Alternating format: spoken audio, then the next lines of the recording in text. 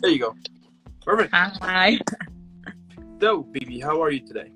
Good. Oh, do I have to? It says request to join. But I'm No, already on. Oh, it's yeah, fine. you're fine. Yeah, So, all right then. so yeah, how are you today? How are you this Saturday? I'm good. I'm good. What have I done? I went shopping, and it's a beautiful day, and it's getting warmer, which is weird Right? but nice. Because for you it's getting warmer, but for me it's getting colder.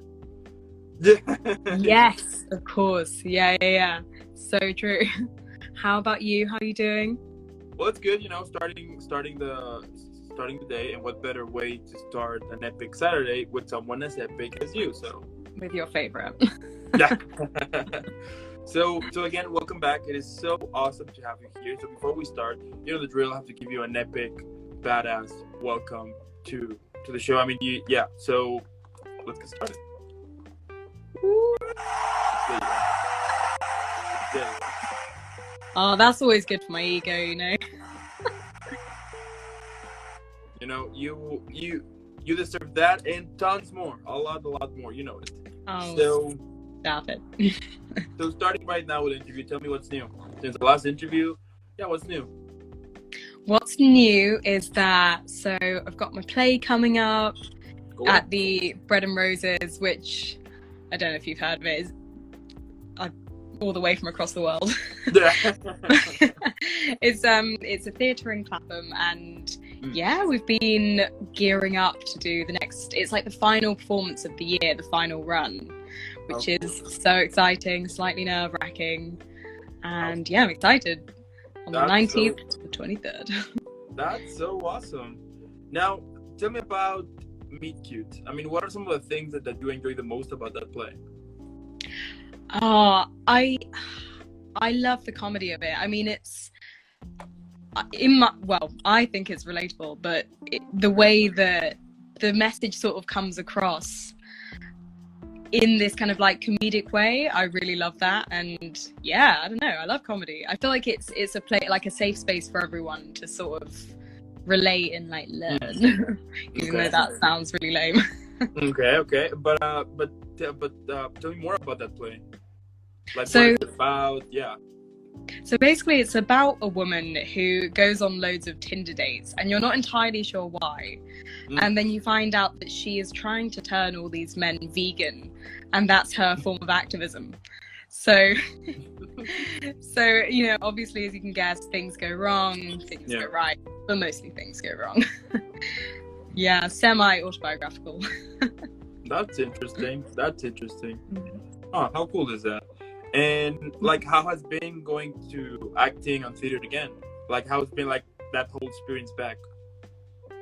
Oh, so nice. Like, being back in the theatre as well has been sort of just a bit of a dream, really, because I guess after all this time with like theatres losing so much money, it's so good to be able to like support them and for everyone to kind of get back into it.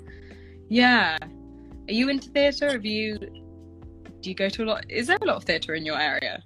Yeah, there is, but to be honest, I haven't been in a play since a very, very, very, very long time. The reason why it's because there is, I mean, like it's not very, yeah, it's not like very mainstream here. You know what I mean? That it's kind of complicated sometimes to ever like to find a. I mean, you will hear it, but unless that you are like in the whole business, and you will know that, oh, we're gonna have like this play coming up or whatever.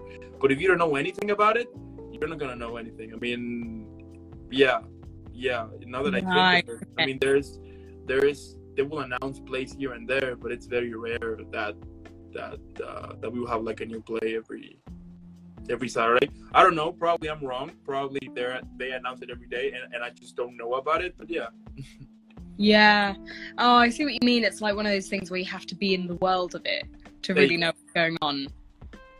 Yeah, kind of it. I mean, yeah, because before doing this whole, you know, like this whole show, this whole podcast, I didn't know anything about acting at all. So really, yeah, like just very, very, very small things here and there. Then even I was speaking about this with a friend of mine yesterday that this whole podcast has kind of teaching me, you know, like acting techniques, like voice acting techniques, like what's behind the scenes and everything. So that's super cool. But before doing this, I didn't know anything about acting at all. So that's why probably at that point, since I wasn't that much involved, I wasn't like looking, you know, like for plays or stuff like that, you know. So basically, Dan, this is your master plan to learn how to act and then get into become a big movie star.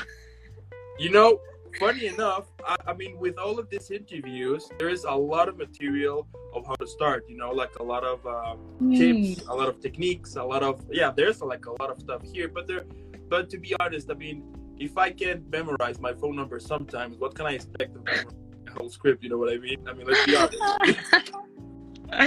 That's fair enough. I feel like memory is like a muscle, and I used to have quite bad memory, literally same as you. You might be joking, but I could not memorize my own phone number for like years.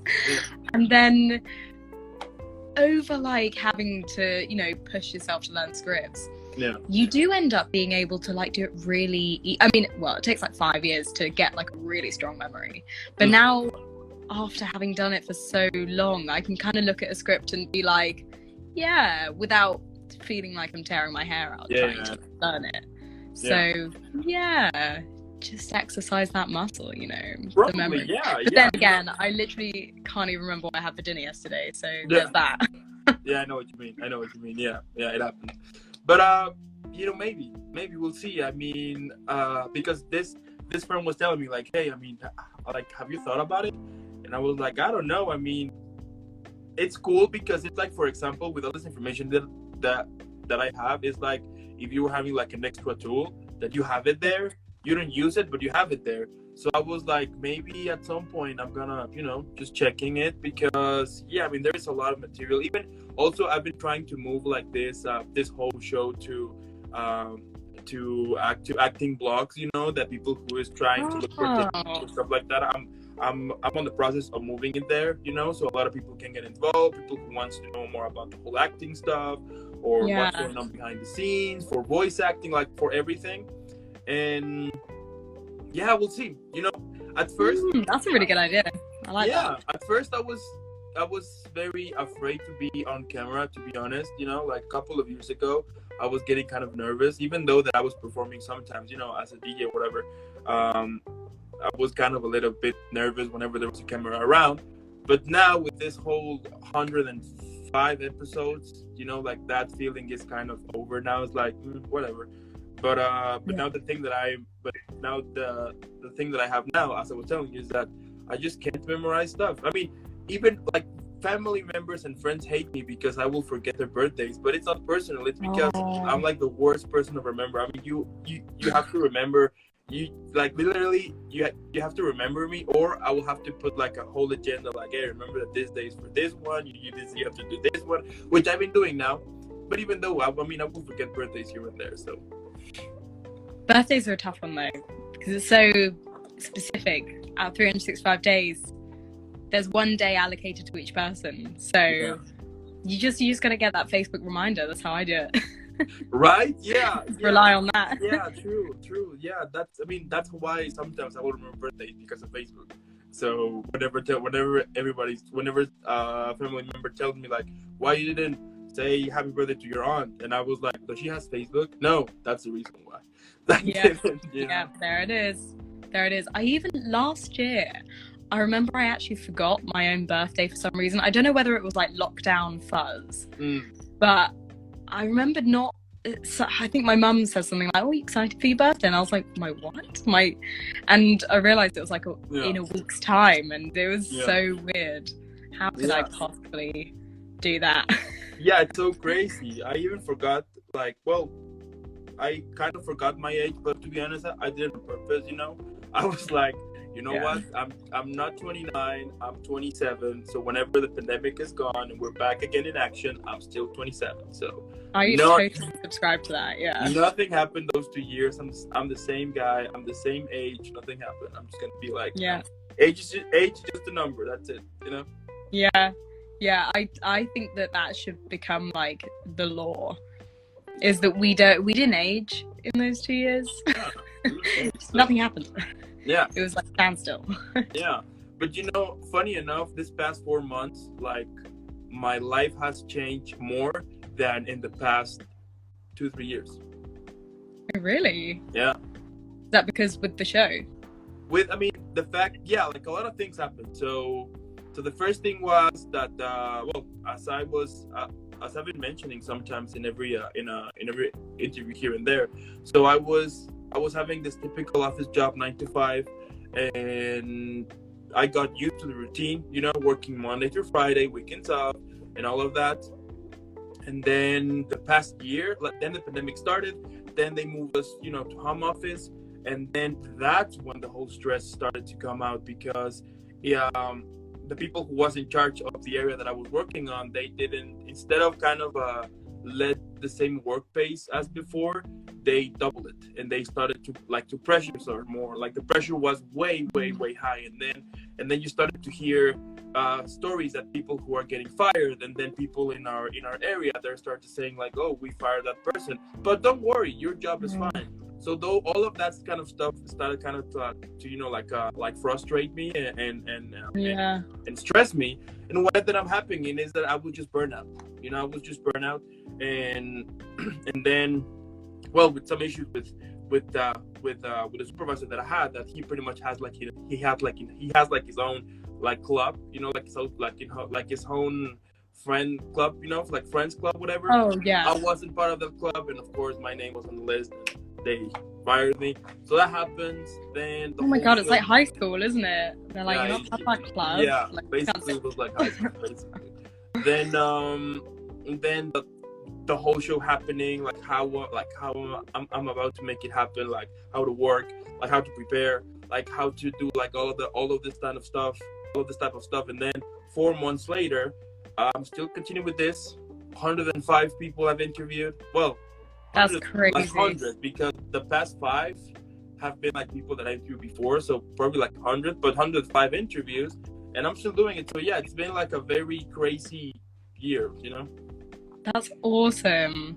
Yeah. Props to you though. I feel like it's one of those things where people start it and then realize it's like a lot, like a big commitment, and then they're like, yeah, I'll leave it. But you know, you're up to 105 now, baby. Like, keep rolling.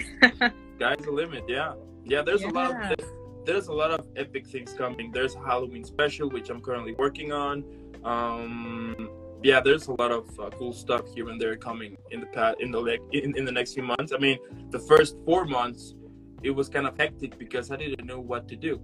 You know, I was just like this guy being like, okay, how to do this? But now, since everything is, you know, has like, there is a YouTube now, there's a YouTube page now, there's a Twitter page, there's an Instagram page, there's a Facebook page. Every one of them has content, so it's a lot easier now. So yeah, oh definitely, you've got your base. There you go. And you've got to stretch out to all the social medias. Now you just need TikTok. You know what? Yeah, I've been thinking of it. Yeah. I don't know. Game changer. What do you think? Should I? Yeah. I mean, because the great thing about TikTok is that anyone can get like a massive audience. You don't have to, like, you know, with Instagram you have to figure out the algorithm and you have to like get loads of followers slowly over time, whereas TikTok you can post one video and it blows up and then boom, it's sorted, you know. True. Yeah. So, I think it's quite good. I think it's really handy for people like us. Interesting. Yeah. People demonize it, but whatever. Oh yeah, because in Instagram I think I'm kind of shadow banned. The reason why is because I kind of get it why, because so they will have like their like the rules, right? They would say like you can't post more than I don't know how many posts per day, and you can't comment. I don't know how many. I don't know like the specific number. But what ended up happening is that when I started, I was just making post after post after post after post, like announcing this, then I'm gonna announce this. Like there was a day in which I will have like 6 people interviews. I was making like 6 plus the lives plus, you know, like more stuff here and there. So at some point, what I ended up realizing is that whatever I will make a post now, they will have like 1 like or 5 likes, or like there is that it looks like the whole post itself. Those doesn't kind of get reached, like far more into more. Yeah. That's why I was like, okay, let's make Twitter, let's make Facebook. But TikTok, yeah, I could make like, and I've been thinking of it to be honest, like maybe like for the interviews, I grab like, I don't know, like 10, 20 seconds, like for the highlights, let's say, and just put it and see how it goes. Yes, exactly. You definitely should. And also, because you're collaborating with other people, you could like tag their TikTok and then you'll be able to like get some of their followers to watch it. So yeah. True. And you interviewed Tatiana, my friend. Yeah, she's awesome. Yeah, she's awesome. Like just the coolest person I've ever met. Yeah, she's hilarious. She's a total rock star. Yeah, when I was doing the material to interview her, while I was checking, then Purgatory appeared, and I was like, wait a minute. I was just like, I interviewed somebody from that show, and then actually Tatiana told me like, hey, you actually interviewed someone. Yeah, my friend Bibi, and I was like, yeah, Bibi, that's it. Oh, so, yeah. That's so cool. Yeah, and it's so funny how I've been like connecting, with other people. Like, yeah, like for example, that I interview you, then I interview Tatiana, and her, and yeah, so it's been cool.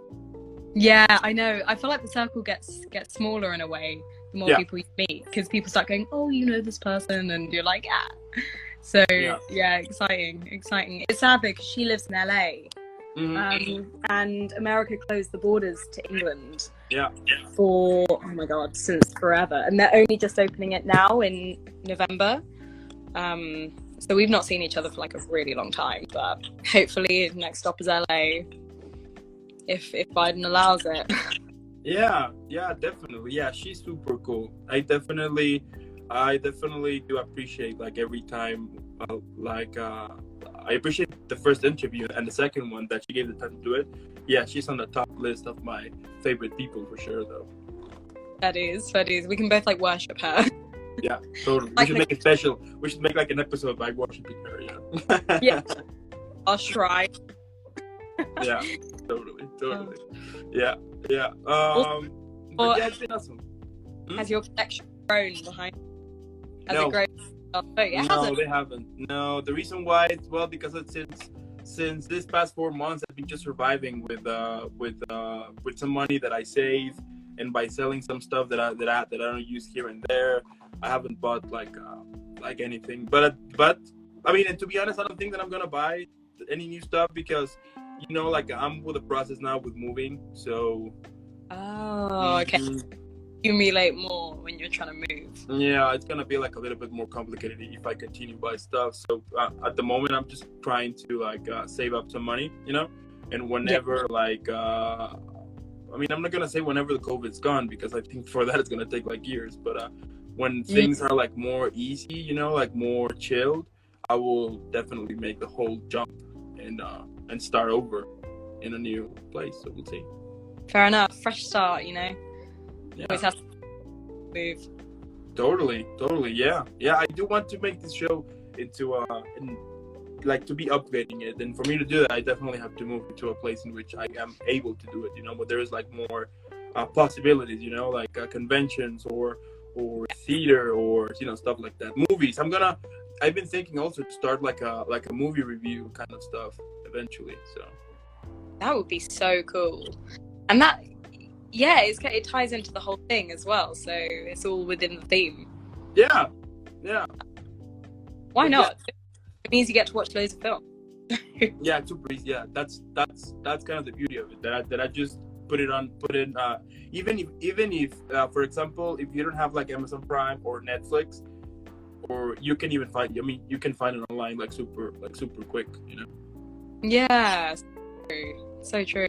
Mm-hmm. The ones that are kind of complicated are like certain specific short films, that are either too old or like very recent. Those are kind of difficult to find, but yeah. Yeah, that's true. Doing really indie stuff. Mm-hmm. At the same time, if you're the only person to use it, that means you kind of cornered that bit of the market. Yeah. But I think it's a good idea. Yeah, but definitely, I've been thinking to, to add like movie reviews and stuff like that because Yeah, and it's so funny. As I said in a couple of interviews before, that if you have told me that I would be doing this like for like 6 months ago, or yeah, like 6 months ago, I would be telling you, you gotta be kidding me. Yeah. But you never know. You I never am. know. All right.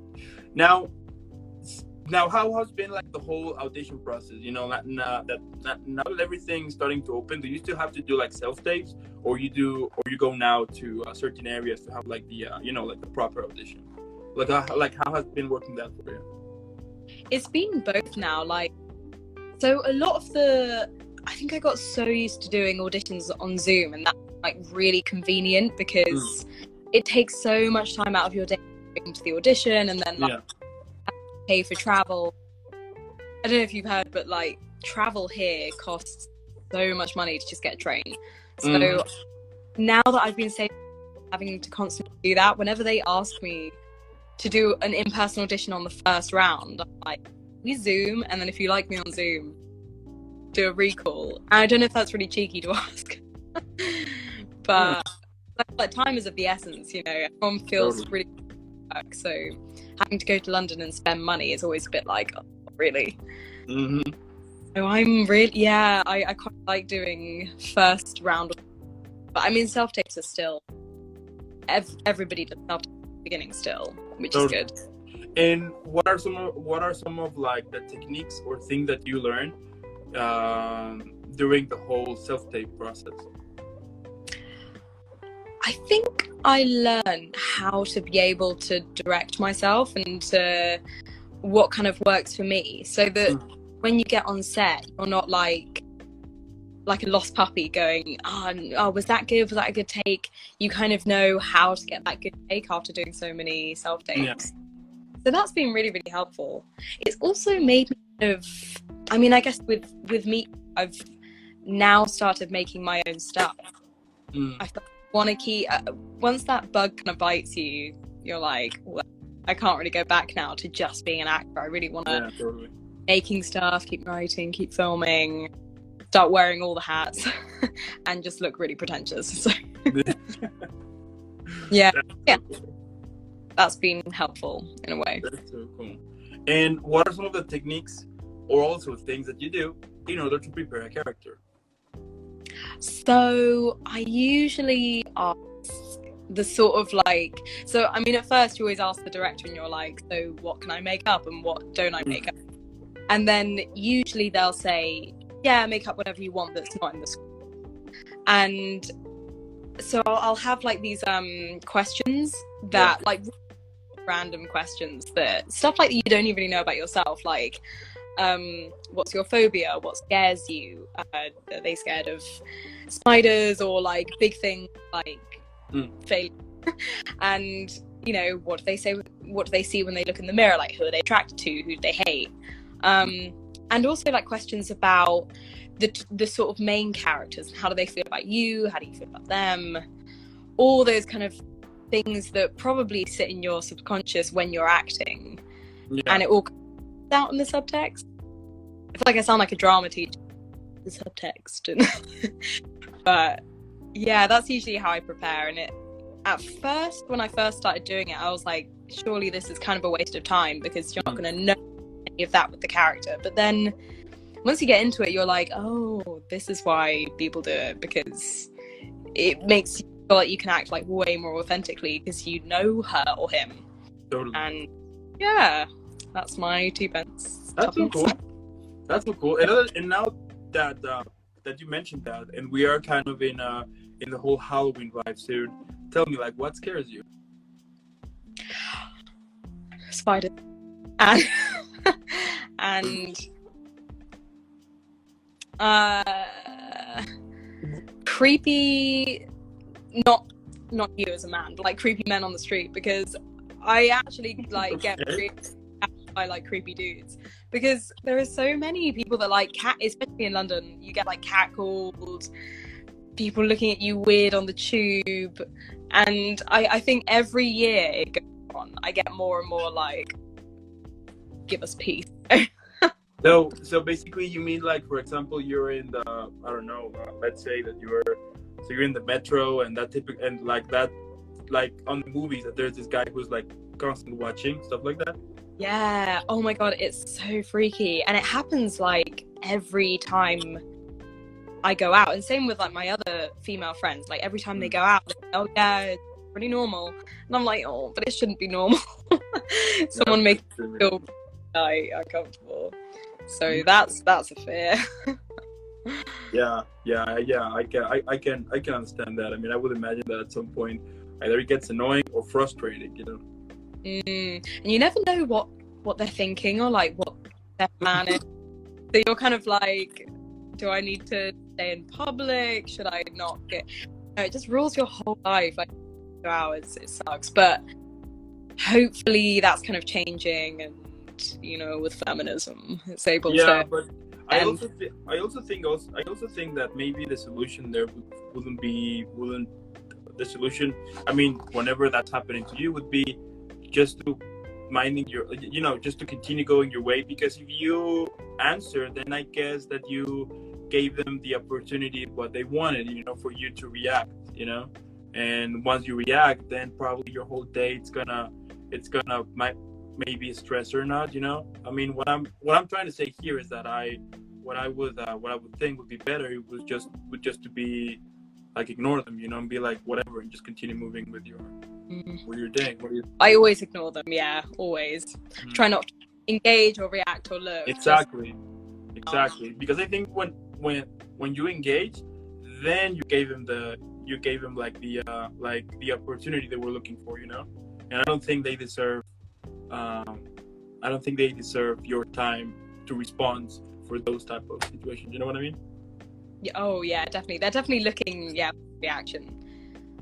But then there are like some people that don't react and stuff like still happens. Like they'll still get like followed, and and like I guess some people don't like that feeling of, well, nobody likes the feeling of rejection. Like if you feel like you're trying to give someone attention and they're ignoring you, it can make you angry, and then, you know, it's just like there's no of how to. I guess the best thing you can do is just keep your head down, hope for the best. Also, I mean, living in a big city, there are weirdos at every corner. Yeah, that's for sure. Yeah. Do you get that? You live in quite a rural area, don't you? Oh, you do? Oh, I live in the city though. I live in the city, and I have heard friends who have like, for example, you know, well, yeah. Now that I remember, for example, whenever I got like a gig or something, if a friend of mine was like, I don't know, either the host of that event or something like that, I would walk with her home, or I would just we will drive to her place, you know, like stuff like that. But yeah, even though I remember back when I was working, I used to hear like a lot of my coworkers saying coworkers who are taking like the bus or even walking, that sometimes they will receive like that reaction, or people following them, or people just saying very nasty stuff, or like things like that, you know. Yeah, exactly. And the catcalling and like people saying things, and you're like, oh my god, why? Yeah, it is. Yeah, it is.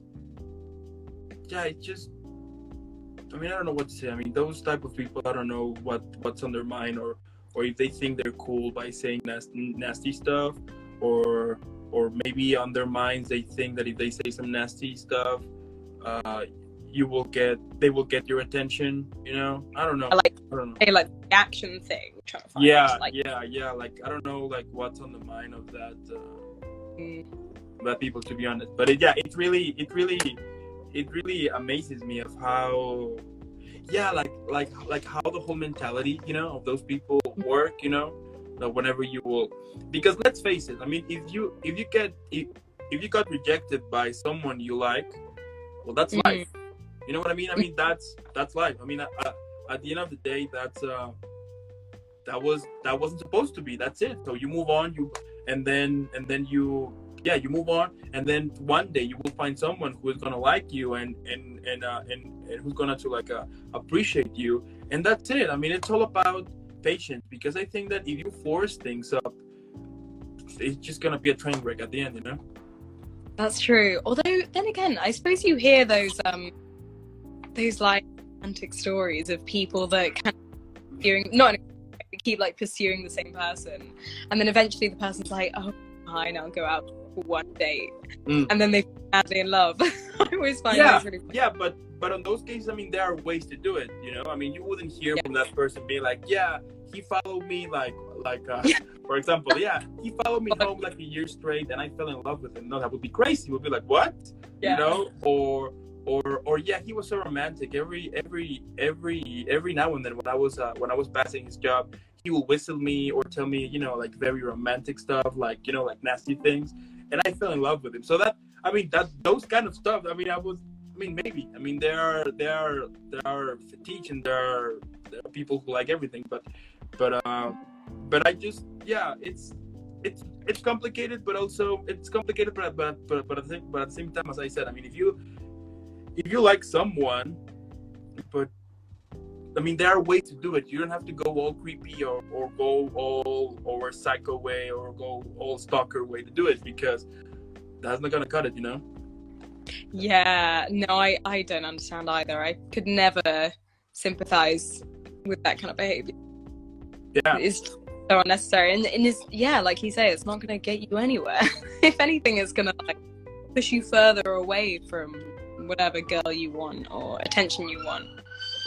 Yeah, I think the best thing is just to let things flow, you know. If it's meant to be, it's meant to be, and if it's not meant to be, it's not meant to be. So yeah, exactly. Just live your life. Just live your life and enjoy it. I mean, yeah, I think that's the best kind of way to think. I mean, otherwise, if you get stressed or if you get pressure, you know, because I do think that there is the social pressure of having a relation, you know, or to be married or to have kids, you know, that we, even though we are still in 2021, I do believe that we still having for especially for women, right, that whenever they don't have kids on their, I don't know, on their 30s or something like that, they will get like this pressure for the family, like, hey, what's going on here, you know what I mean? So yeah. I do think that all those type of I don't know if it's called stereotype or not, but I just think that we should just kind of stop it, you know, and just live. I mean, it's different times now, you know, and I don't know why it's like the whole rush to you know, to find a couple, get married, have kids. That's it. I don't know why. I don't know what's the whole rush of that, you know. Yeah, it's weird, isn't it? And why it's so idolized as well, because if you're kind of doing that just for the sake of doing it and because of pressure, then it's just not going to be fun. No. It's something that happens organically rather than like something forced and planned. Like, this age I'm going to get married and I'm going to have kids when I'm blah, blah. So I turned 24 recently, and every birthday, my sister's like, "Bibi, you're getting more infertile by the day. Better." Yeah. Like, shut up. Yeah. She's 19, she's like a baby, so maybe she's just like terrified of getting older. Yeah. That's so crazy. Yeah, I have a cousin that she just turned 30 and she's single. And yeah, like every single like a family reunion or something, they were saying like, hey, what's going on here? I mean, you're turning 30. I mean, come on, you know, let's rush the thing, you know. And but her answer is always laughing, like whatever, and that's it. Oh, that's good that she doesn't let it get to her, because after saying it, you start to be like, oh my god, you know, it's so much pressure. Yeah, if you don't take it seriously, like, yeah, whatever, just do whatever. Yeah, I do think that relations and stuff like that are not complicated, but what I do think of it is that people just complicate it itself. And also, I mean, if something is not meant to be, why pressure it, you know? Why like whenever there's like problems in your relation, if there is no way to fix it, then you just need to move on, you know. I mean, you enjoy the good moments, that's it. Those moments you will stay with them for your whole life.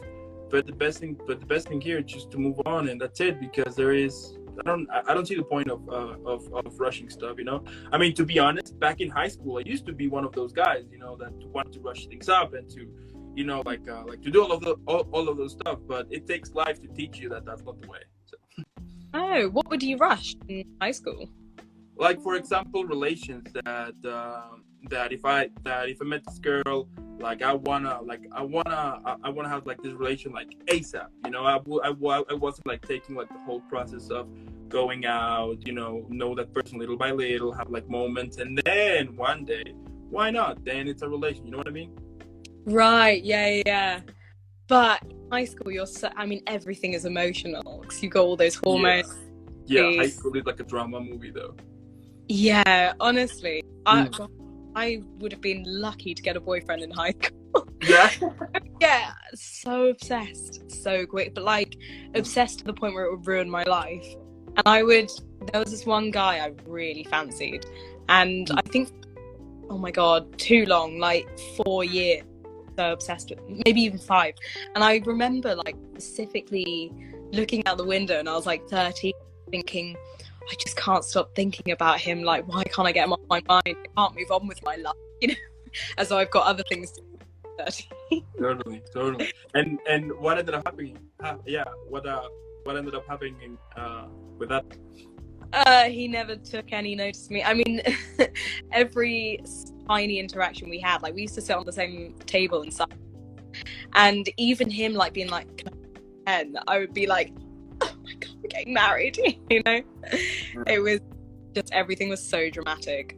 But I remember as well, that's another thing that made me think, yeah, acting's for me, because the only thing that could get him off my mind was when I was acting, and then like, so lame or like pretentious, but then after I would stop acting, and then I'd be like, oh my god, I didn't think about him for like 10 minutes. That's amazing. Yeah, I don't know, it's, oh god, it's so pathetic, but it's not like that anymore.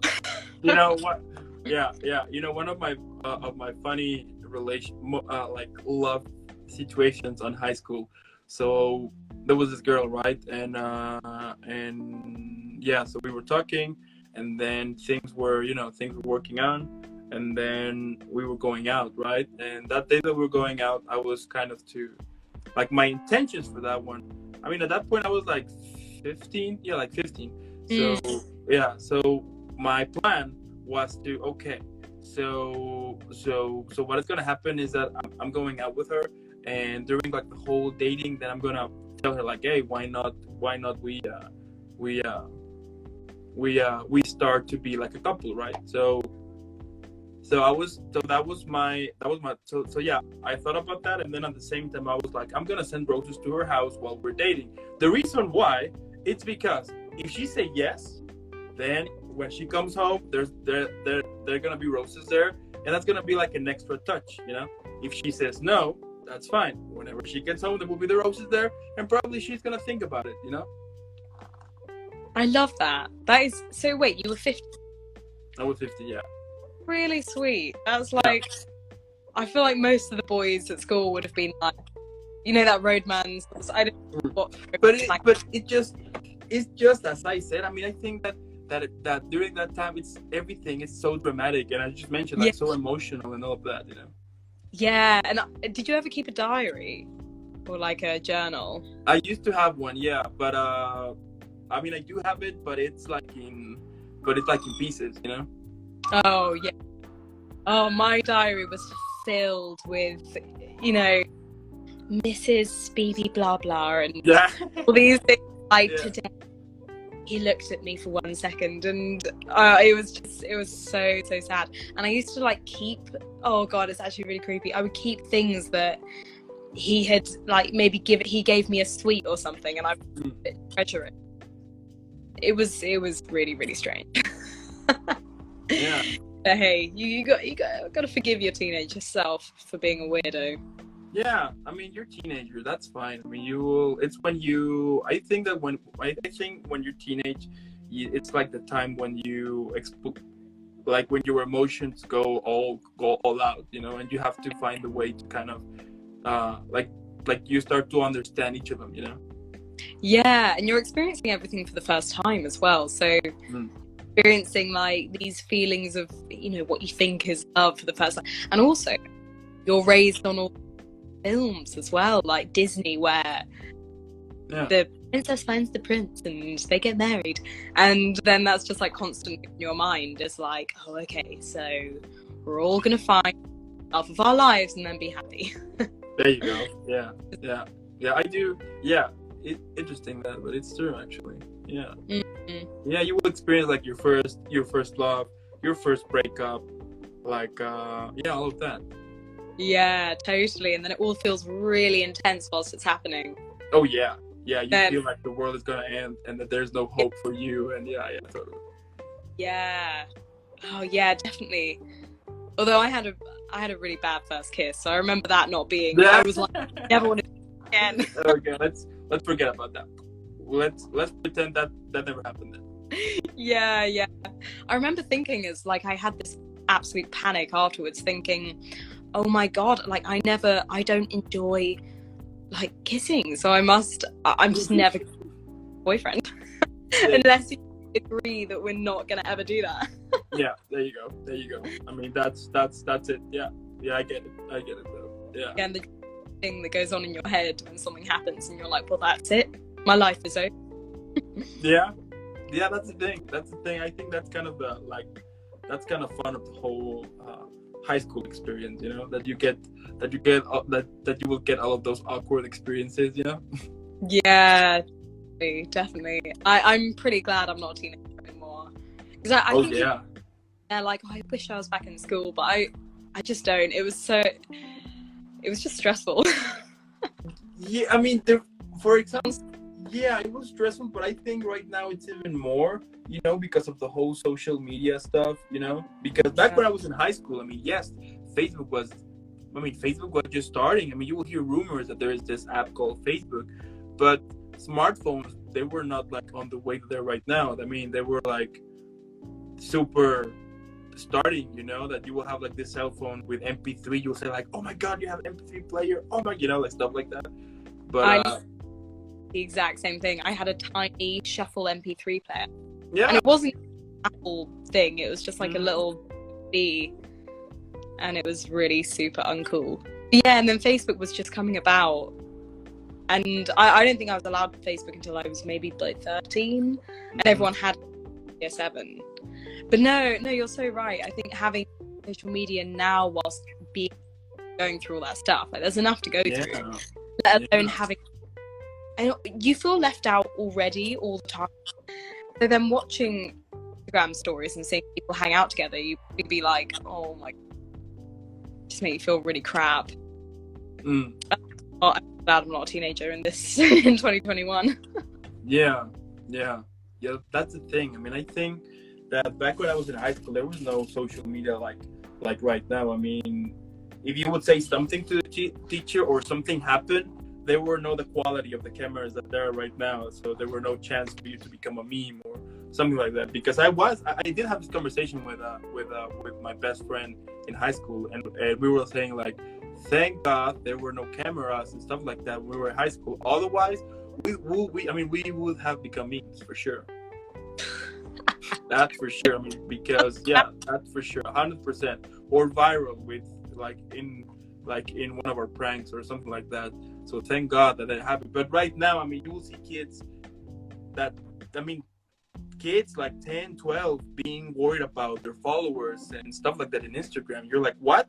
You know what I mean? So I do think that they are feeling that right now being a kid is complicated because of the whole social pressure they include, and also because there is no kind of parenting as before. You know what I mean? That I mean, that's what I see whenever I will go to a mall or something like that, to see like this 10-year-old kid with an iPhone 12. You will be like, what?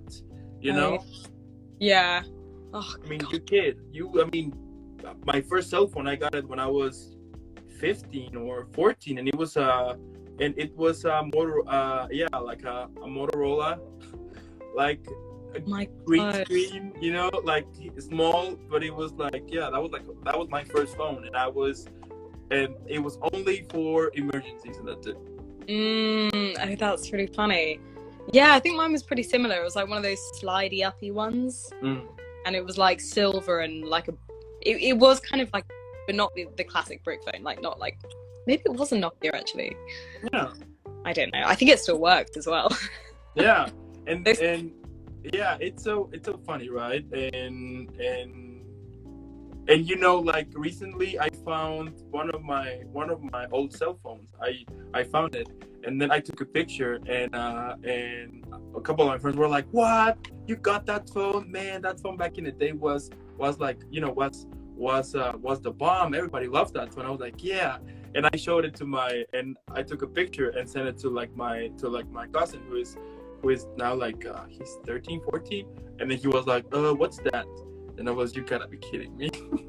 No, they don't even know the culture, you know. Yeah.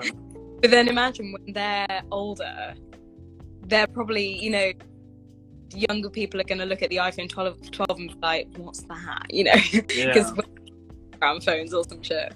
Yeah, that's for sure. I mean, eventually all of that kind of stuff, especially with Apple, I think, since those guys are cruel to the customers because they're releasing new iPhones every 6 months. So. I know. I mean, their whole marketing got left out. Like that's their whole thing. Yeah. I mean, if you buy right now the iPhone 13, in 6 months it's gonna be the 14, and you left out. You know, you're just old. Really, in 6 months, the one. I mean, that's how they usually operate, right? Like 6-7 months, they release a new one. Honestly, they're gonna have like the iPhone 17, and it's just gonna be like 10 cameras. Right? Yeah, all of those memes are great. Yeah, totally. Yeah. Yeah, all of those memes are great. You can make films now, can't you? iPhone 13. Yeah, that's what I've seen. That you can have like the whole Hollywood experience. That you can, I don't know, record in, I don't know, but that's what like on their announcement said, you know. Yeah, I did a film recently with the iPhone 13, and it was like so easy for the filmmaker to be able to just like, you know, click and then do the kind of shots he wants, because he's like gliding up to you with everything else, rigging it up. You can be like way more creative with it and save like loads of time. So yeah, I guess it's more like accessible and kind of more affordable. Like rent the camera for £800 a day. Yeah, exactly. I mean, in that case, I think it makes a lot of sense. I mean, if you're using it for that, yeah, I do have heard that renting like the whole cameras, the tripods, the lights, stuff like that, like renting it's super expensive though. Oh, it really is. Budget for the first time ever in my life, like last week, and it make the film version of Meet Cute, and it's just, I couldn't believe the amount of money it was coming up to, because I thought, 10-minute film, we can make that on $4,000, and $4,000 to me is like, you know, I was thinking that's a lot anyway.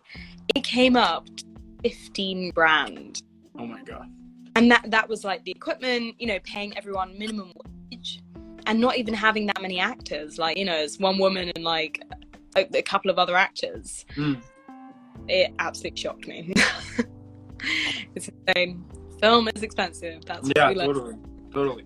So yeah, I just think that on that case, those type of gadgets, they can really work. You know. They give you, they just make it accessible. Yeah, but if you're gonna get it I mean, I don't know. I mean, everybody has like their own way of. I mean, everybody knows why they want certain type of stuff, you know. So. Yeah, everyone's got their own agendas. There you go. Preach on that. And that was our preaching and relationship problems part. Yeah.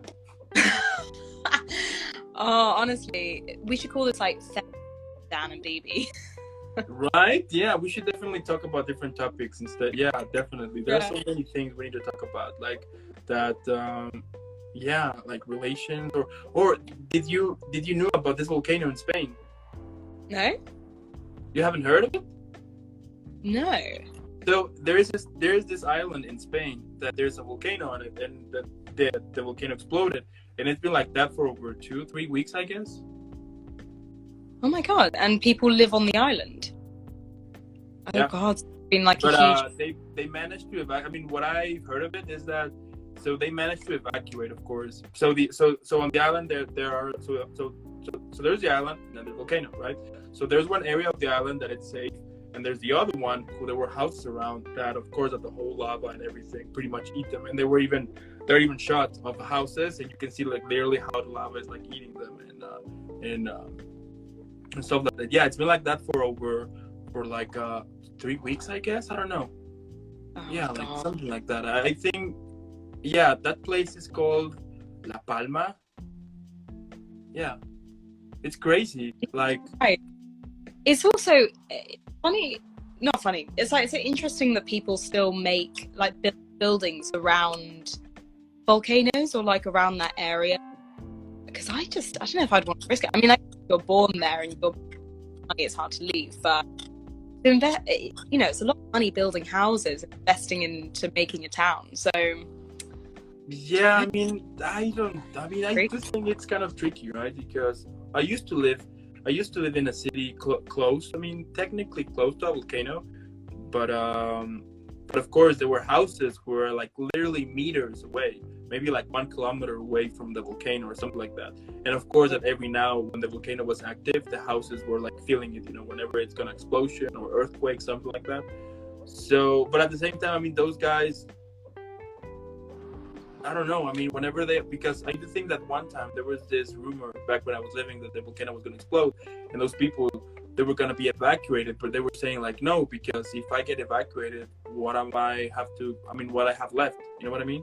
I don't know. I mean, it's kind of tricky because I haven't been in that position, so I don't know. But I do think the same as you. I mean, why building a house close to a volcano?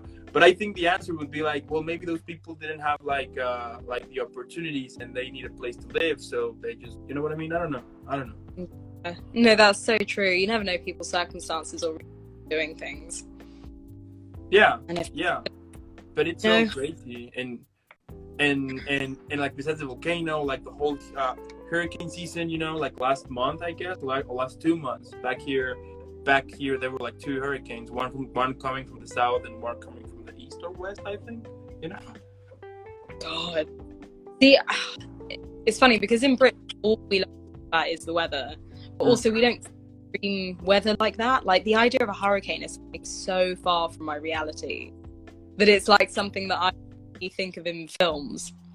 But then we've been having floods recently, obviously global warming. Oh yeah. And, things are starting to get like more dramatic nature-wise, and I'm telling you, we are the weakest nation. We have no idea how to deal with it. Like one flood and we're like, right, everything's closed, like closing the tubes, closing the schools. And we just get really dramatic about it, and it's gonna get worse. Yeah, definitely I think the whole weather is gonna get crazier it's funny, right, that we like every year we will say like it's getting crazy every year, and it is getting crazy like every year with the whole weather. I mean, you never know, I do think, I mean, I don't think that there's ever gonna happen a hurricane in Britain. I don't think that's ever gonna happen, because normally hurricanes happen when I think that when the water is kind of warm enough, and that kind of evaporates, and that kind of causes like the whole storming. And since the water in Europe, it's cold, and I can relate to that. It is cold. I don't think that's that ever gonna happen though, but we'll see. Yeah, true. We will see. God, I mean, a big part of like making Meet Cute as well was to help the environment and to get the message out about how we can help, with our diet, meat and dairy, and blah blah blah. But also making it, because people don't like to feel preached to. Obviously, you'll go up and you're kind of like, why are you telling me what to do? So a big part of that was like, what if we're able to like help whilst making people feel like they're not being attacked? So do that comedy. So hopefully, I think after the place, and people have said they're gonna like reconsider, how they do things, but not feel like they've been forced have to make the change, because you want to feel like it's your decision. So yeah, hopefully we can all do our bit, and then we can live happily ever after.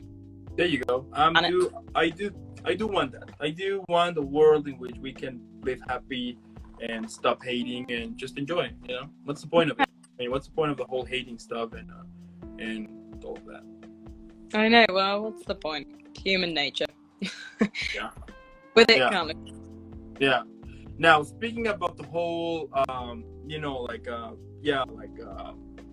moving back, I wonder, like, what do you think it's important for new actors to know when they are preparing a character for a role? I think it's important to know. I don't know. What, in terms of like building your character or like preparing going on set?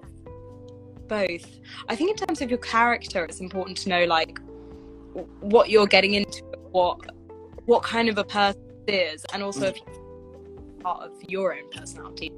Because that's always really helpful. If you go for a character that's completely really far removed from yourself, it can be really fun because it's a challenge, but it can also be quite dangerous because you have no idea if it's going to come across as like really bad acting. So yeah, it's good to know like what you can do. No, I mean, I say the sky's the limit. You know, don't ever limit yourself, but also be confident in what you're going for, even if it is like a massive challenge. And in terms of preparing for being on set, I feel like you do have to like study who you're working with, as in remember people's names, make sure that you're not ignoring anyone, or you're not being, just don't be a dick, like just make sure that you know the cameraman's name, you know the runner's name, and you're not just going around, oh wow, what was his name again, like the fifth day. So making sure that you put that work as well is important. Yeah, and knowing your lines, I feel like that's such a massive one, because I think a lot of people do end up getting like changes to the script the night before, like film to TV. Yeah. And if you don't know your lines, it makes you feel bad, it makes everyone else feel bad. And I feel like that's just the number one thing. Like, even though it sucks and it feels like really long, just got to get it out of the way. Just do that first thing. Just learn them. Most average advice ever. Fair enough. Yeah. But that's nice. That's all, like... That was a good one. That was a good advice. Totally. Now, how you snap out of character to return to be you, usually? I think it depends what the character is. Like, if it's like a really intense person that I don't like very much, I don't like end up taking their sort of personality within mine. So I usually like hanging out with friends. You don't want to be like a different person with them, and also they're just going to be like, what are you doing, like why are you being weird? So yeah, if you just sort of, you can ground yourself after a by just hanging out with friends and family and stuff, and that always kind of brings you back to yourself. I'm trying to think if I've ever played a character where I've completely lost myself in them, because the characters, I think I get typecast sometimes with that are quite similar to myself, so I don't think I've ever played anyone that's really different from me, unless, well, there's a film, it's not out yet, but I play this kind of psychopath, horrible person, but I decided to make her a bit tongue-in-cheek and a bit like she's kind of got some humor about her, and she seems like she doesn't take things seriously. That I kind of latched onto that more, because that's maybe I can see more of myself with that, to make her feel like she was an authentic person. Okay. So I didn't feel like I was becoming a psychopath, which is helpful. Okay. Yeah. That's interesting. In one of the interviews that I have, they were saying that that one of the good things of being an actor is that whenever they can get roles, to kind of release, stress. You know what I mean? That, for example, they would get the roles, for example, that they So they're kind of like destroying a whole room, you know. There will be like the scene in which they have to pretty much wreck the building, you know, like throwing stuff, breaking it, and stuff like that. They love it because it's like the chance to kind of get out of, you know, kind of release stress at the same time. So. Oh, that's really funny. I feel like a lot of actors go into acting because it's cathartic. Yeah. You get to sort of have all those emotions, like deal with it all and get it all out in your character, and then, you know, rather than kind of feeling like you're just by yourself, you know, sitting in your emotions. yeah, and I do think it is also kind of therapeutic because it's kind of it's the chance to get to kind of put you away for a bit and be somebody else, you know. Yeah, totally. Which is why I think everyone should do like acting classes at least, or do a little bit of acting. Because, yeah, you just learn stuff about yourself, and it just helps you figure stuff out and just pretend to be other people and empathize, you know. I feel like it's a helpful thing to do, which is why, you know, kids that go in, like they do drama at school can always be like a nice lesson for them, whether they want to do like or take it seriously. Yeah, it's a good thing for everyone. Yeah. What are some of the things you have learned about yourself through acting?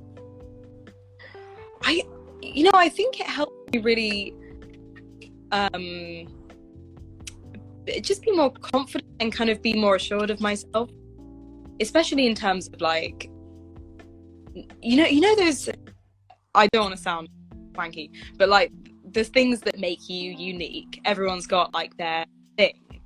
And I think the thing that I always felt made me kind of unique, but I didn't realize it was part of my personality I was embarrassed by, was just this kind of goofy side, or the humor that I had in my head. I didn't think it well to other people. I was like, well, I'm just weird and I've got weird jokes in my mind.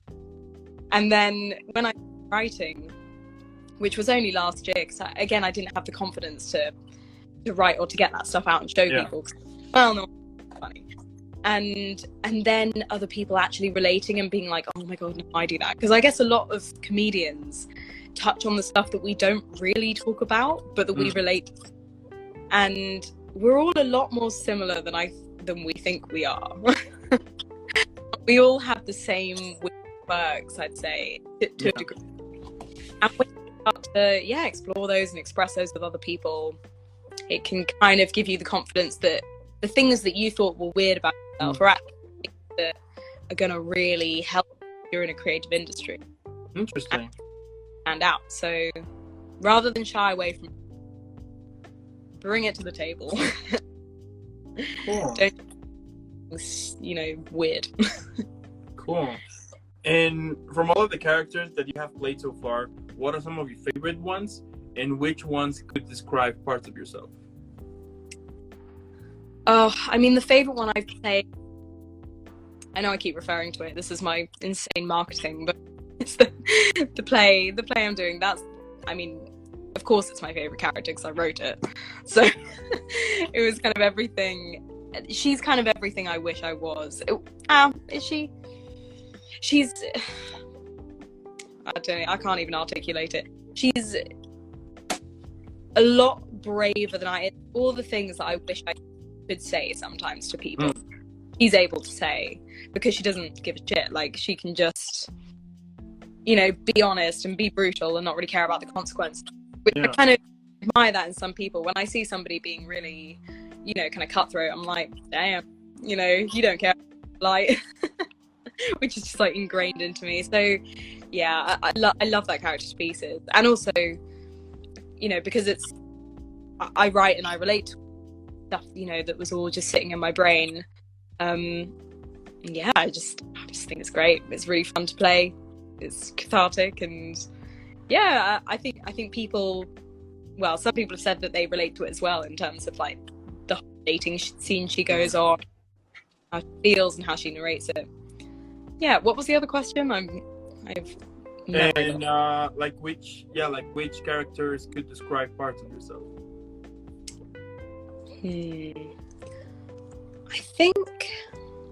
I think with every character always describes different parts. If you get the the really sweet, nice character, you can kind of tap into that sweet, nice part of yourself, and you can just like accentuate those things. And then I think, you know, like I said earlier, you get like the evil character, and you can, I mean, this is dangerous, but you can like tap into the parts of yourself you probably don't like and you don't really want to address. But that it can be a good way to, again, like find things out. Well, I can put this bad part of me to good use. Yeah. Totally. I hope that. Now, so in that play, you wrote that character, but tell me about it. Like, what inspired you to create it, to write it? Like, what were some of the steps you took in order to create it? Yeah, so it was in lockdown last year when it was kind of autumn time, and we had a brief period where we could kind of go out and see people, but not really. And my cousin's the director, so she was like, let's put on this scratch night, you know, it's going to be about, so she runs her own theatre company, environmentalism, animal activism, and she said, just like, we're going to put it on outside, socially. And we'd had a lot of wine, and I remember that night I couldn't sleep, and it was like 5 a.m. I started getting all these like thoughts and ideas for it. I was pretty convinced I just wasn't going to do it, because I was like, well, I can't write, I couldn't possibly.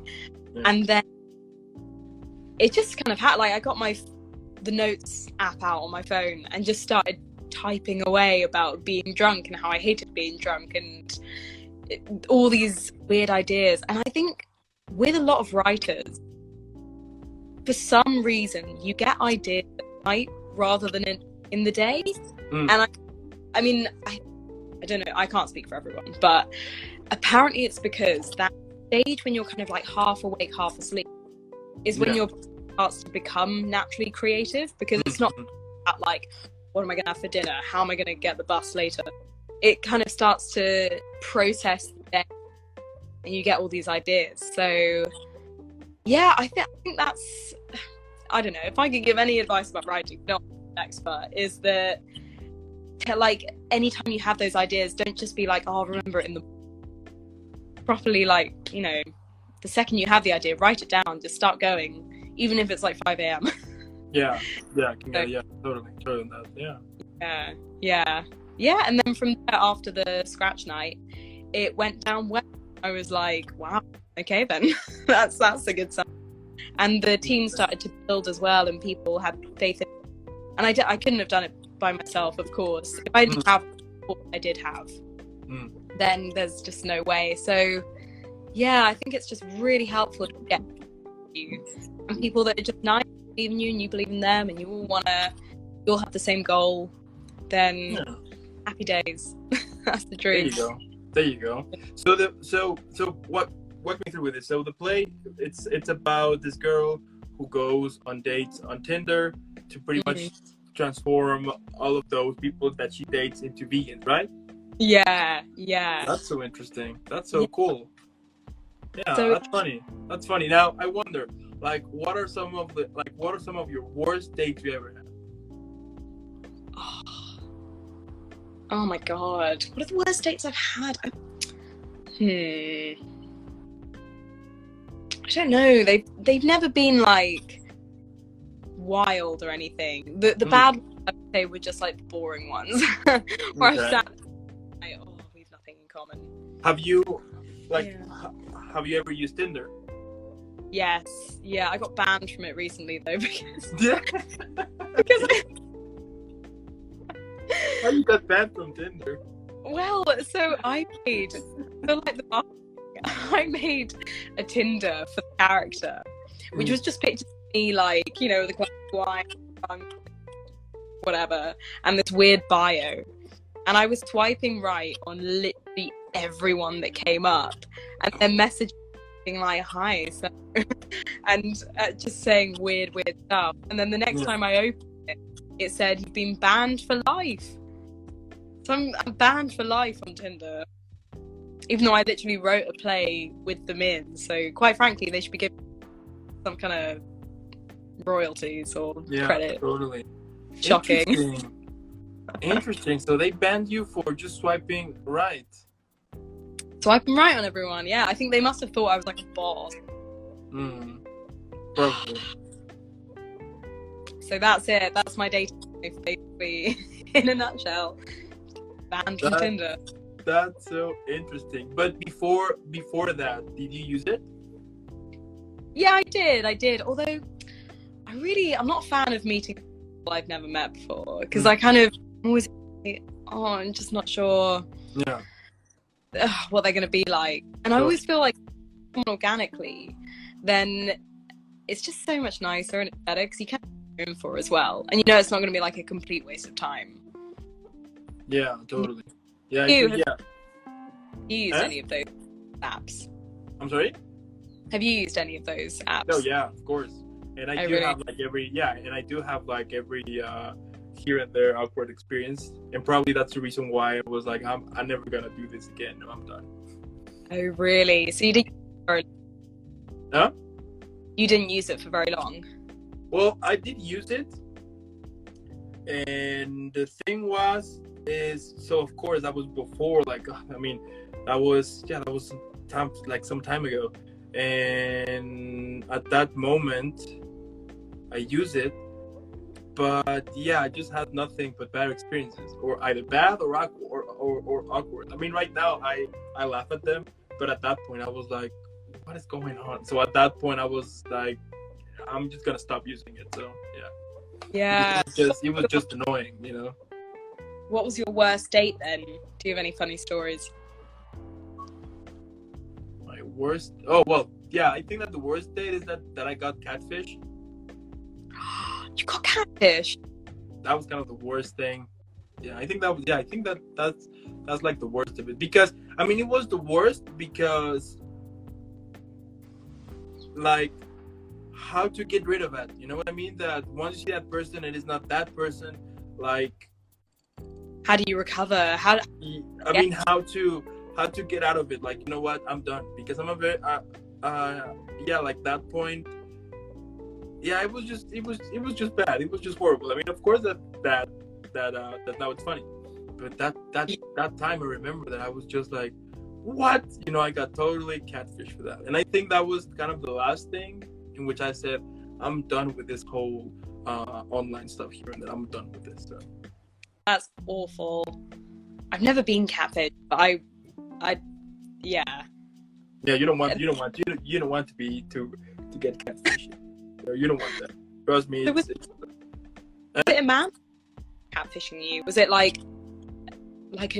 some weird old guy that was? So what ended up happening? It was that. So it was this girl, but the picture that it was on the profile and the picture that she was sending here and there, it was when she was like way, way, way younger. So what I'm saying here is that on the profile, I remember that it says like she was 20 something. And when I saw her in real life, she was like 50 something. Oh, it's a bit of a big leap. Super leap. So when I saw that, I was just like, no. So, yeah. On that though, because if you're looking for a partner, they're gonna meet up with you and see, obviously you're not whatever you used to look like. You just gotta be honest. That's so strange. Yeah, and also, yeah, it was. Yeah, it doesn't make any sense, and it didn't make any sense. And then I remember when that happened, I was just like, nope, I'm gone. And because what's the point? I mean, if in things like that, if we are starting in that way already, then nah. And plus, I think like the whole age gap. I mean, there is nothing you can be in common with that person. There is nothing like you can relate to that person, because when that person was a teenage, you were not even born. You know what I mean? So. Yep. So true. So true. Yeah. Oh, wow. I'm sorry. That sucks.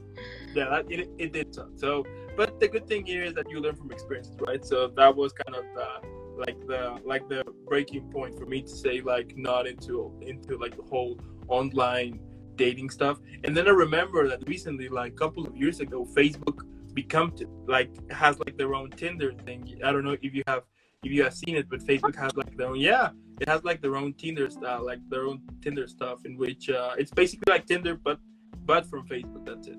No yeah. one's gonna. And then when I saw that, I was like, "You gotta be kidding me!" Of course, that I said like, "No, not into that." No. Also, that's just a surefire way for more catfishing to happen. Because there are people on Facebook that like try and make fake accounts anyway and like weird messages. So imagine that, but like times 10 with the dating app.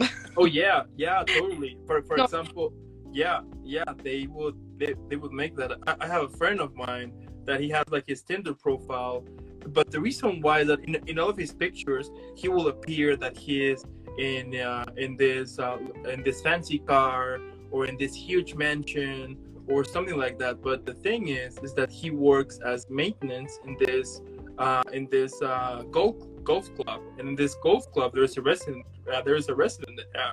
area. So he will get close and pretend that he's lived there here and there, but of course not. So. Oh no!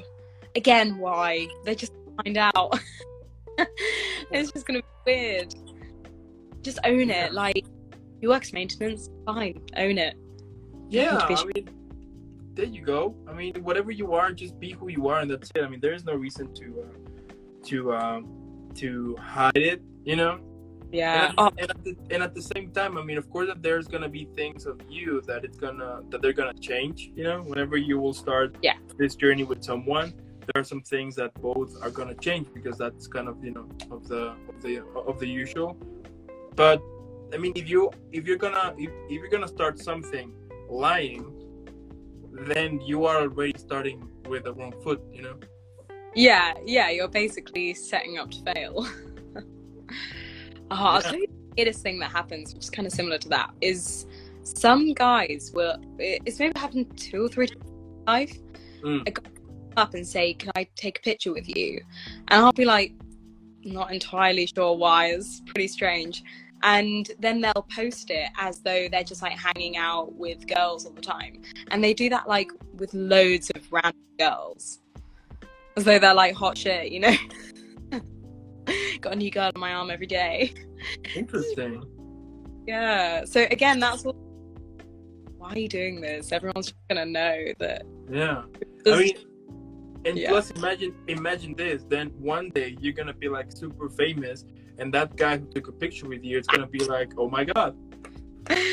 Well, maybe they're like scouting for the next talent, and they're like, well, if I get a selfie now, that's something. Yeah, if I got a selfie from this talented actress, I mean, the sky is the limit. Yeah. Well, you can't knock the hustle, you know. Yeah, totally. Because I do think that at some point we will see you like in top franchises, like in top, like more involved, like and who knows, maybe one day even an Oscar. I'm just waiting for that day to happen and to be like, you see, I told you. Oh, stop it, Dan. Honestly, you're so good for my ego if I keep you around. Of course, that's what it's all about. I mean, we need that. We need those. I mean, not to increase your ego, of course, but to send you good vibes here. I mean, I do think, and I've said that in one of my interviews, that I do think that actors should get like more, like, what's the word? Like recognition, I should say. Oh yeah. The reason why is this, because you guys go through hell. When I say that, I mean that you guys go through shitty jobs. You guys barely, sometimes will even sleep. You will go through very awkward situations in order to continue pursuing your acting dream. You will do like so many things, even like having 3-4 jobs in order to sustain yourself, to continue pursuing acting.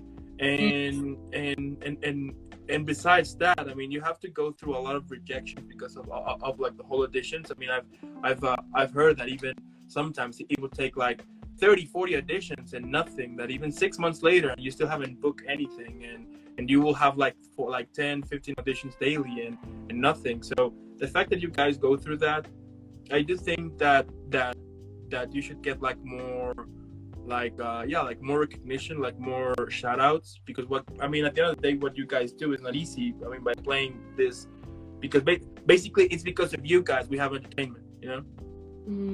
And I do think that that there is that you guys go through like a lot of hard work, and And yeah. Yeah, no, I agree. It's a funny one because it's such a strange pool of people. Because you get so many people that want to be actors, you get so many different characters and like people that do it for different reasons. Totally. And so I think that there's like an idea around actors that all of them are narcissists. Which, yeah. But you get, and I guess that's why people are kind of like, oh, you know, it's this general idea of who they are. Whereas, I mean, most of the people that I meet on jobs are like really lovely people who do it because they love it, and it's not an ego trip. So, yeah, it's a funny one. It's like this should be the representation that we have, rather than this idea that. There you go. Yeah, I agree at like 1,000,000% on that. Yeah, the same thing here. I mean, with all the interviews that I had, all of the actors that I interviewed, I mean, they're amazing. I mean, I do. Huh? Oh yeah, I was agreeing. Yeah, like, yeah. I mean, those guys, all of those guys. I'm in an eternal debt with them, but they're awesome. I mean, they're so kind, they're so friendly, they're amazing. And I do think that this image of what like this stereotype should be gone, you know, because it's not true. I mean, as I said before, I mean, you guys go through there like so many situations in order to continue pursuing your acting dream. I mean, that's badass, and at the same time that's epic, because I mean, personally, I've known like a lot of people that they start something, and at the first moment in which something's trembling, they will walk out, you know, they will run away and not looking back, you know. Oh, it's hard, isn't it? And I think, I mean, everyone gets to a stage, if you're doing something creative where you're like, oh my god, is this even worth it? Should I quit? Should I have security? Especially if you get like, you've got a day job and you start getting a good paycheck, you start to think, oh my god, I should just, you know, is this making me happier than me trying to chase this something that doesn't seem to want me? Yeah. So yeah, I guess it really does depend. And also, I guess you have to, this is so classic, but you have to enjoy chasing that thing. You have to really enjoy the idea that I'm just gonna, you know, I love working hard. I love the uncertainty of it. Like, am I gonna get it? Will I? Won't I? And you find it exciting rather than disheartening. Which, yeah, I think is possible for everyone. Yeah, I do think that, and I do think that everything is possible if you put your mind into it, you know. And I mean, there is no reason for me to say examples. I mean, there are millions of examples of people who they were following a dream, they were persistent on it, and voila, you know. So at the end of the day, I do think that it's all about mentality and how bad you want it, you know, because I do think that it's one thing want something, and wanting something is one thing, but like actually really being passionate about it, it's another thing, you know. Yeah, exactly. Yeah, and if you sort of, I mean, if you really enjoy acting anyway, then you're just going to be happy like being in work in a way, and every job you get, you're like, this is great, this is such a good time. Rather, I don't know what I'm saying, but yeah, rather than getting down about being, you know, freaking out and thinking, oh, I'm not where I envision myself to be. Again, that takes work to feel like that. Yeah. Now, yeah, totally. Now, tell me, like, from all of your different performances, which one has been like the deepest learning curve? I mean, like the performance that you learn most lessons from, I wonder. I've learned just in terms of acting, or in terms of like everything? Let's go with everything. Yeah, like acting, live, everything. Yeah, let's go with that. Well, the series that I did with Tatiana, I think I learned a lot then, because I mean it was so fast paced that we had to do, you know, you do one take, that's it, you know, you just gotta like move on, keep going. And that was terrifying, but a really good learning experience. I was like, okay, this is TV, this is, you know, you have to do the homework way beforehand, because there's just no time to mess around. There's no time to be like, oh, do we like that particularly? So that was stressful, but in a good way. And I think ever since that, I have really been putting the work in before the day, so that I can kind of just get on there, say how I want to say it, or like, you know, oh, someone commented saying the vegan queen. I love that, thank you. But yeah, basically just saying it how you want to say it, and then if there's time for redirection, doing all that, that's like a luxury rather than expecting that to happen. Yeah. So yeah, I feel like every actor needs that experience of having the really fast-paced set just throw you into the deep end. Totally. Yeah, I do agree on that. And like, what are some of the things that motivates you or kind of like gets you back up whenever you are having like a bad day or something?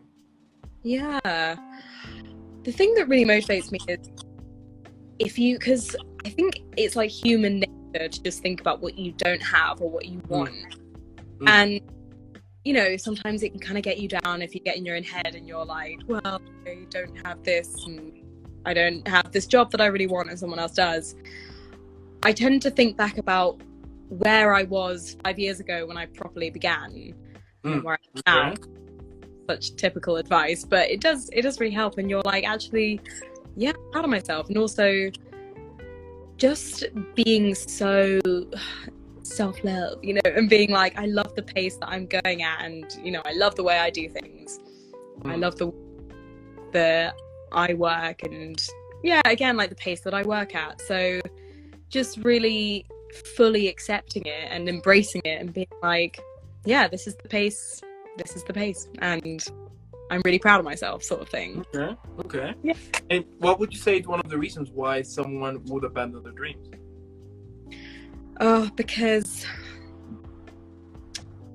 it's so uncertain. And I think money is a huge thing. I think if money wasn't an issue, people would obviously just do what they enjoy. But when you can't financially support yourself, then, you know, obviously it really gets you down, because you can't live the life you want to live. You can't enjoy a dinner out without being like, oh God, when's my next bill, my next paycheck? I think that's a huge reason why people feel like they just can't go on with acting and with any, you know, being a musician or anything slightly unstable. Which is why I think, like, not that I've really done this, but trying to find something that's gonna fund you without you having to put too much work into it. Like, do you have TikTok, or like you've kind of just seen TikTok? No, this? but Yeah. I do. Oh, you don't have but of course, that whenever I will open Instagram or Facebook, I will see, like, you know, on the kind of on the wormhole of stuff. They will appear. Yeah, so there are like loads of people that have started their own businesses, and the way that they're able to invest their money, like they save and then they invest it, and then they're able to kind of do what they want, whether that's like traveling or being an artist.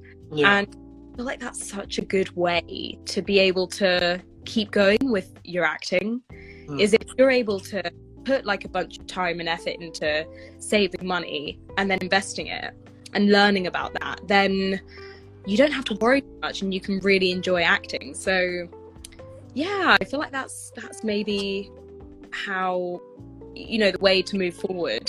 And also, people like quitting, I always think there's always hope, always, you know, there's always a chance, and you may as well try and fail.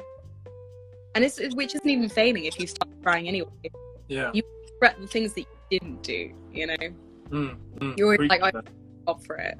Yeah. And then you can kind of rest easy, being like, yeah, I tried my best. Didn't work out, but whatever. There you go.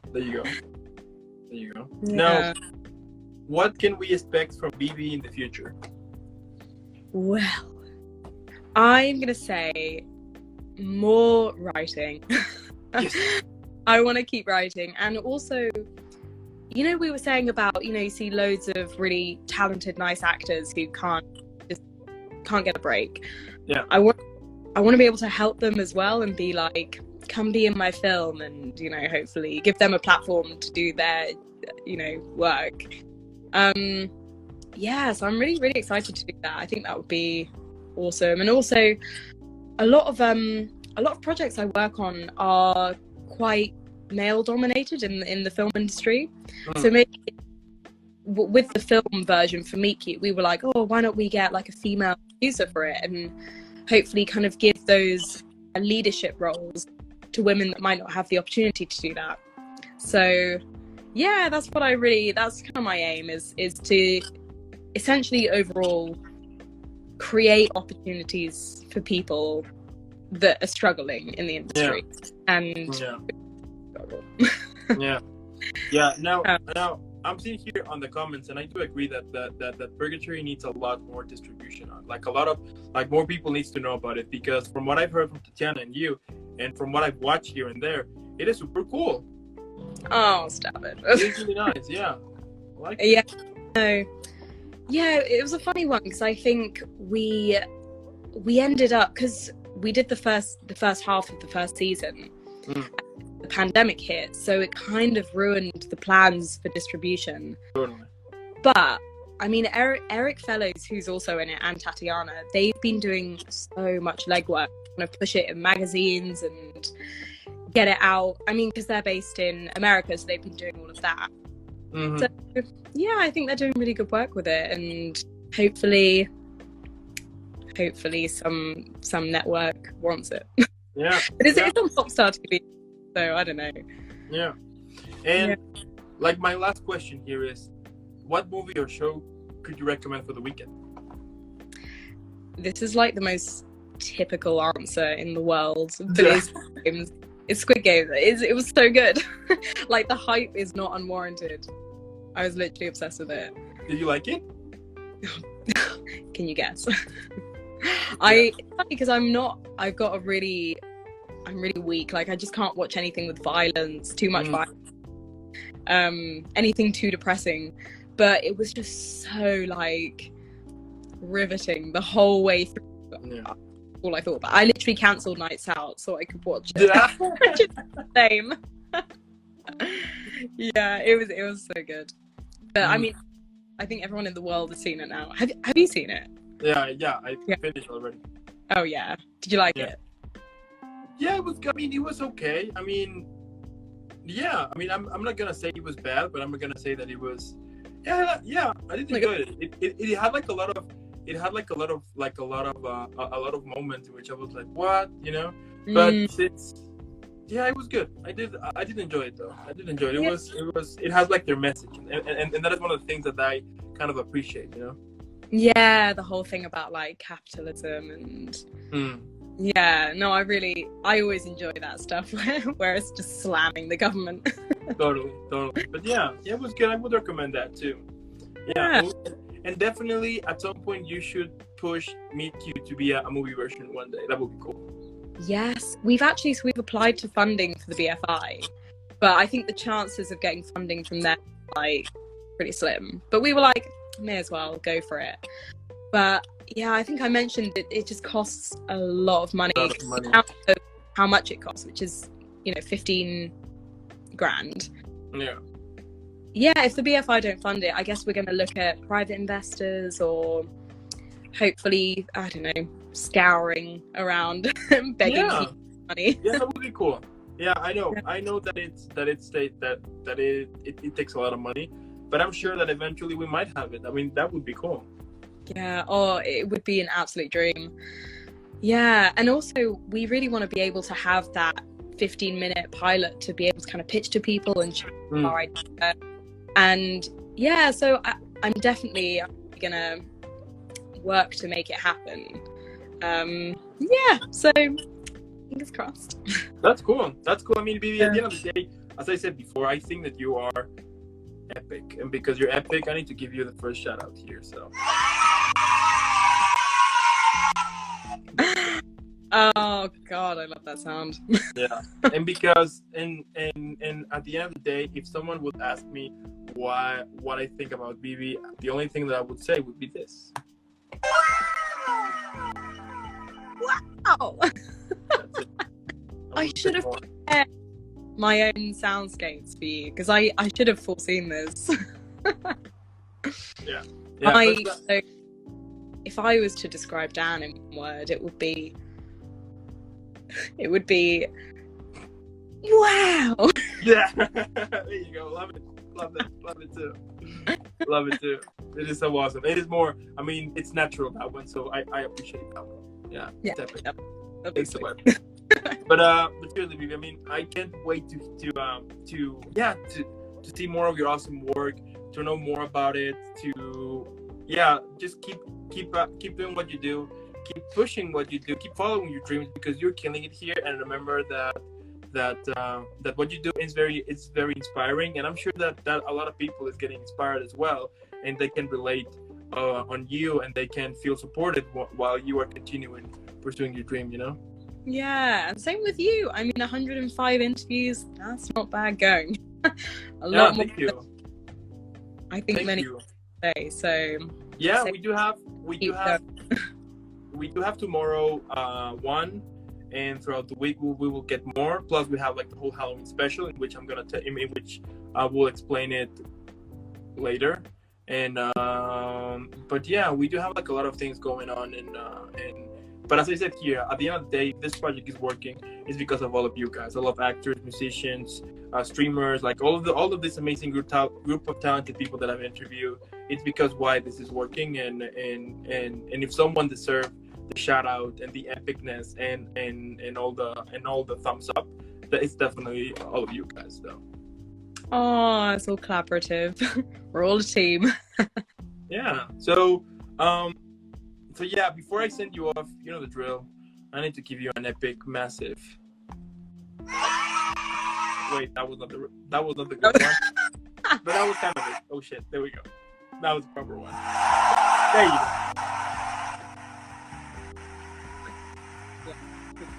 go. There you go. You know that you deserve like a million, like more epicness. We're talking about millions of people shouting your name, but one day, I'm sure of it. But also, thank you so much for those who tune in.